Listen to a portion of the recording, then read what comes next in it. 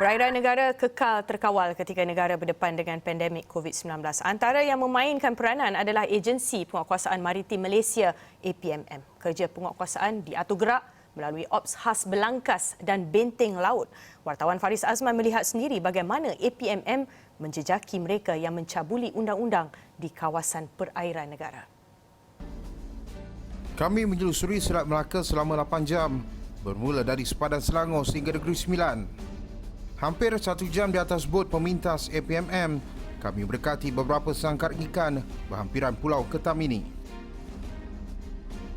Ini antara operasi yang dijalankan dalam Ops Belangkas juga Ops Benteng sepanjang sepadan negara, khususnya di kawasan perairan di Selat Melaka. Dan sangkar-sangkar ini antara kawasan tumpuan yang dipercayai menjadi lokasi parti-parti untuk melusup masuk ke negara kita.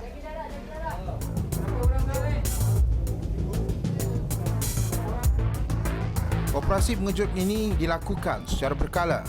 Tujuannya untuk memantau aktiviti sedikit pemberdagangan manusia yang cuba menyeludup datang asing tanpa izin ketika Perintah Kawalan Pergerakan dikuatkuasakan. Sebelum ni, operasi pemeriksaan ni kita lakukan secara berkala. Yang sebelum ni, kebanyakan kita dapat membongkar dan kita menangkap, tapi kebanyakan sangka yang menyimpan ni sangka yang tidak didaftarkan. Jadi untuk mengenal pasti dia punya owner sangka ni agak sukarlah.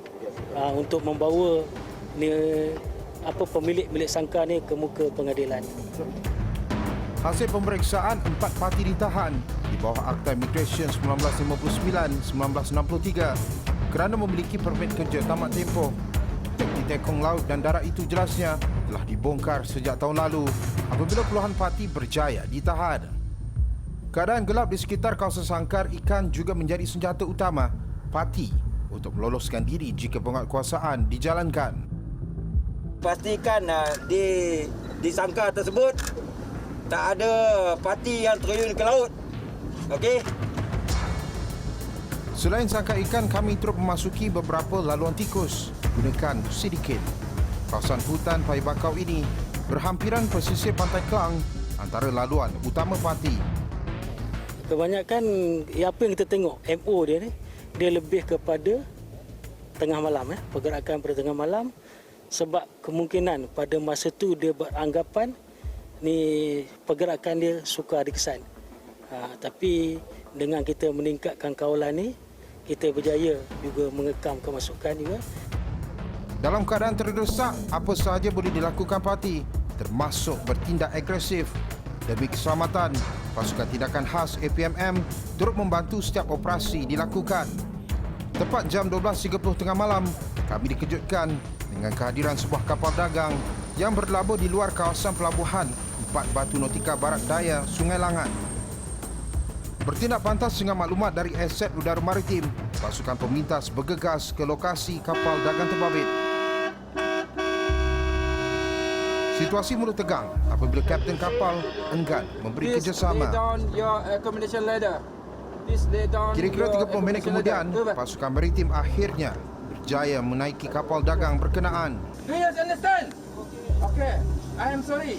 I have to stop you. Permulaan memang ada sedikit agresif di mana kapten kapal tidak mahu memberi kerjasama selepas penjelasan yang kita berikan. Dia mungkin memberi alasan COVID-19, tapi kita memaklumkan kepada dia yang kita juga melaksanakan tugas sebagai penguatkuasa. Di samping itu juga kita juga untuk memastikan pematuhan undang-undang dan juga pematuhan daripada segi COVID. Akhirnya dia boleh bekerjasama. Kapten dan pembantu jurutera kapal itu ditahan mengikut Ordinan Perkapalan Saudagar 1952 kerana disyaki bersauh tanpa kebenaran pengarah Jabatan Laut Malaysia. Jika didapati bersalah, boleh didenda tidak melebihi RM100,000 atau penjara tidak melebihi 2 tahun atau kedua-duanya. Bagi pihak berkuasa, mereka tidak akan membenarkan walau seinci pun perairan negara diceroboh meskipun berdepan dengan risiko COVID-19. Namun ini amaran kepada tali barut sindiket. Ini kita mengingatkan kepada tali barut yang terlibat di dalam membawa masuk parti ini ingat anda diperhatikan tindakan tegas akan diambil ini jika anda ditangkap ini pihak Maritim Malaysia kita bekerjasama dengan lain agensi kita telah mengenal pasti sedikit-sedikit yang terlibat.